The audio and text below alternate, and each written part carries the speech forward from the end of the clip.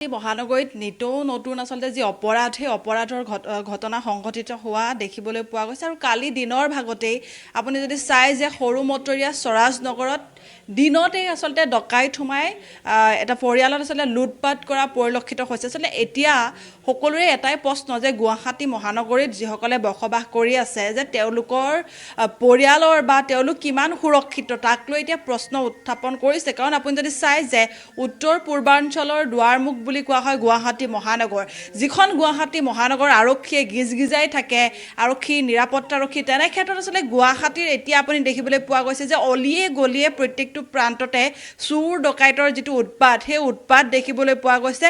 মই যিহেতু কৈছোঁ যে কালিৰ দিনটোতে সৰু মটৰীয়া যি স্বৰাজ নগৰৰ এটা পৰিয়ালত যি ডকাইতে আচলতে লুটপাত চলালে, মই অকণমান পৰিৱেশটো দেখুৱাই ল'বলৈ বিচাৰিছোঁ। পৰিৱেশটো নেদেখিলে আপুনি বিশ্বাস কৰিব নোৱাৰিব। এনেধৰণে এতিয়াও এই যিসমূহ সা সামগ্ৰী সেই সা সামগ্ৰীসমূহ এনেধৰণে পেলাই থোৱা হৈছে। সমান্তৰালকৈ যদি আপুনি সোঁফালে চাই যিটো এটা ডাঙৰ এটা বাকচ, টিনৰ বাকচ, সেই বাকচটোৰ পৰা চোৰে আচলতে সামগ্ৰী কি ৰৈ গৈছে বা ডকাইতে কেনেধৰণে এই যিটো প্ৰথম মহলাত থাকে তেওঁলোকে প্ৰথম মহলালৈ কেনেকৈ চোৰ আহিলে বা কেনেধৰণে এই গোটেই ঘটনাটো সংঘটিত কৰিলে সেই কথা আমি জানিবলৈ চেষ্টা কৰিম। কিন্তু প্ৰথমে অকণমান পৰিৱেশটো দেখুৱাই ল'বলৈ বিচাৰিছোঁ যে গুৱাহাটীত বসবাস কৰা এতিয়া প্ৰত্যেকটো পৰিয়ালে আচলতে এই ডকাইত বা চোৰৰ পৰা যে তেওঁলোকে কোনো ধৰণৰ চোৰ ডকাইতৰ পৰা যে তেওঁলোক এতিয়া সুৰক্ষিত নহয় সেইটো কথা এই দৃশ্যাংশসমূহে আচলতে স্পষ্ট কৰিছে। আপুনি যদি চাই যে মই কথা পাতিবলৈ চেষ্টা কৰিম ঘৰৰ গৰাকী, প্ৰথমে ঘৰটোৰ অকণমান পৰিৱেশ দেখুৱাই লৈছোঁ যে এই ঘৰটোতে আচলতে এনেধৰণে ডকাইতে লণ্ড ভণ্ড কৰা দেখিবলৈ পোৱা গৈছে। ঘৰৰ গৰাকী আছে, তেওঁৰ পৰা মই গোটেই কথাখিনি অকণমান জানিবলৈ চেষ্টা কৰিম। কি হৈছিলে মই আপোনাৰ পৰা অকণমান গোটেই কথাখিনি জানিম। এতিয়া চাওক গুৱাহাটী মহানগৰীত উত্তৰ পূৰ্বাঞ্চলৰ দুৱাৰমুখ বুলি কোৱা হয়, আৰক্ষী আছে, নিৰাপত্তাৰক্ষী আছে, তাৰপিছতো আপোনাৰ প্ৰথম মহলাত আপোনালোক থাকে। কেনেধৰণে কি হৈছিলে গোটেই? মিস্ত্ৰী আহিছিল, মিস্ত্ৰী আহি কাম কৰা হেৰিত আহিছিল। তাৰে পিছত 4টা মোটামুটি 50-55 জঙাই তাৰমানে ল'ৰাটোক টিউশ্যনত লৈ গ'ল। তাহোনো পিচ দিছে, তাহোন গেট পাৰে শুনাই কিজানি মোক লগে লগে মুখত সপা দিছে, সপা দিয়ে মোক বাগৰে দিছে, বাগৰে দিয়ে মোক দুটা দোকান দি বেছি চব বান্ধছি, মোক চকু চব ডাঙৰ নাপাকে হেৰি কৰি মই উশাহ ল'ব পৰা নাই। এনেই মুখেৰে এনেকৈ কিবা কৰি সেই কৰিছোঁ। তাৰে পিছত কৰিছে কি ভৰি হাত দোকানত বান্ধিছে পূৰা এনেকৈ। তাৰে পিছত মোক ভৰিত বান্ধিছে, ভৰিত বান্ধিছে এই তাতে সেই ডাইনিংখনৰ খুটাটোত হেৰিটোত পূৰা এনেকুৱাকৈ বান্ধি তাৰে আৰু ৰছী দি আৰু এখন হাতত এই দোকানটোত বান্ধাই আছে আৰু সেইখনৰ লগত লিংক লাগে। মই যাতে মানুহটো মই থুপৰি গৈছোঁ, এলা ফুলি গৈছে মোৰ চব সেনেকৈ বান্ধিছে। আৰু মোৰ ঘৰৰ হাই সম্পত্তি যিমান আছে সোণা গহনা চব নিলে, মোৰ চব নিছে, টকা দিছে। আৰক্ষীক এতিয়া জনাইছেনে আপোনালোকে?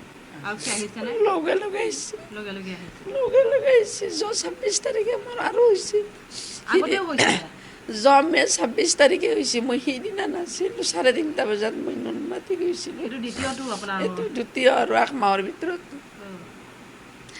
এতিয়া মই তাৰমানে জিৰ' আৰু মই এইখিনিয়ে কৈছোঁ। আপুনি অকলে থাকে নেকি? মই অকলে মানে ল'ৰাটোৰ মই থাকোঁ। ল'ৰাটো সি 12টা 3 মানত সি কামত গ'ল। তাৰে পিছত মই অকলে থাকলোঁ। জঙাই অহা যোৱা কৰি আছে। জঙাই যেতিয়া পিচ দিছে ল'ৰাটোক টিউশ্যনত তেতিয়া মোক আছামি আৰু গুচি গৈছে, যাই পেলাই তোক বাহিৰত বহুত সময় আছে। মই বোলো এতিয়া জঙাই বান্ধ খাব, জঙাইকো বহিবা বান্ধাকচোন মাৰে নেকি আৰু কমজোৰি মানুহ। তাৰে পিছত তেওঁ আৰু আহি কলিং বেল বাজাৰ লগে লগে বোলে এহোন এতে আছে আৰু তেওঁ সেইখিনি থিয়া দিয়াৰ লগে লগে চাবলৈ দি এখিনি হাতত আঘাত কৰিছে, আৰু তাতে সিপাকেদি আঘাত কৰিছে। কৰি লগে লগে তোক টানি আনি এখন চেয়াৰত বান্ধি থৈ দিছে, মুখত বান্ধি দিছে। আছে তলত আছে এতিয়া। মোক তাতে বান্ধিছে, মোক কলিং বেল বাজোতে ইয়াৰ পৰা মোক টানি নি সেইটো ৰুমত থৈছে, মোক চচৰে নিছে। ইয়াতে মোটামুটি মই 1 ঘণ্টামান সোমাই আছোঁ। তেওঁ 1 ঘণ্টামান পিছত আহিছে না, চেষ্টা নি সেই আছোঁ।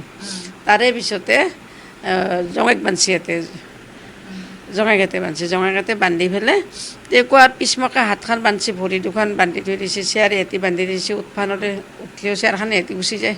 সেনেকুৱা পৰিস্থিতি। দৌৰে মানে আৰু মাতা নৰো আৰু কায়ো কোনো। কালি 3:30মান বজাত হৈছিলে।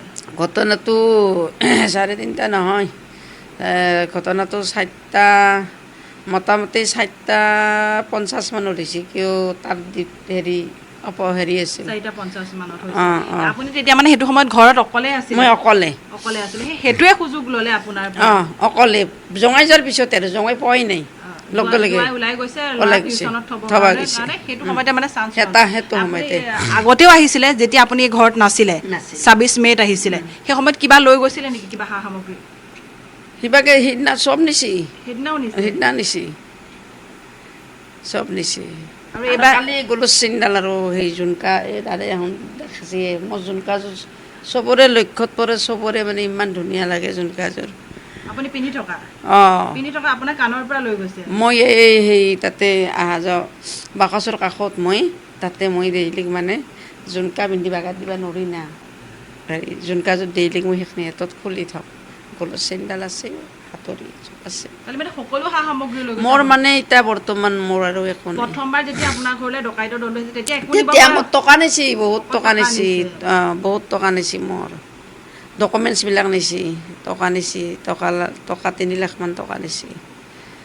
তাহোন য'ত যিমান আৰু বেছিয়ে নিছি, খাচী খুচৰা 10 টকীয়া 5 টকীয়া যি টেমা চেমা গোটেইখানি টোপলা আছিল, 10-20 টকীয়া আৰু 5 টকীয়াৰ টোপলা আছিল, 100 টকীয়াৰ টোপলা, 200 টকীয়াৰ বান্দোল, 100 টকাৰ বান্দোল, 50 টকীয়াৰ বান্দোল, টেমা বান্দোলে মানে তাহোন চব। আৰু এখেতৰ মৃত্যুৰ কাগজখনো সেই টেমাৰ ভিতৰত দিছিলোঁ পইচাৰ লগত, পূৰা ঢালি লৈ গৈছে, চব লৈ গৈছে, চব। এতিয়া কি বিচাৰে যে এনেকুৱা ধৰণৰ ঘটনা কেৱল আপোনাৰ ঘৰত বুলিয়ে নহয়, গুৱাহাটীত থকা কোনো এতিয়া ছেফ নহয়, কাৰণ কাৰ ঘৰত কোনে কেতিয়া ডকাইত কৰে ঠিকনা নাই, হয়নে নহয়? সেইকাৰণেতো এতিয়া কি আমাক সুৰক্ষা দিয়ে? আমাৰতো বহুত সমস্যা আছে, বাচি থকাই সমস্যা আছে। কেনেকৈ থাকোঁ? মোৰ দৰে মাইকীটো এনেকুৱা বিধৱা মাইকী আৰু আছে, আৰু আজিকালি পৰিয়ালটো এটা আৰু দুটাই, মাক পুতাকে গিৰিয়েকটো মৰি গ'লি বা মাক জীয়াক, গতিকে তাহাঁতৰ বিলে কি হ'ব?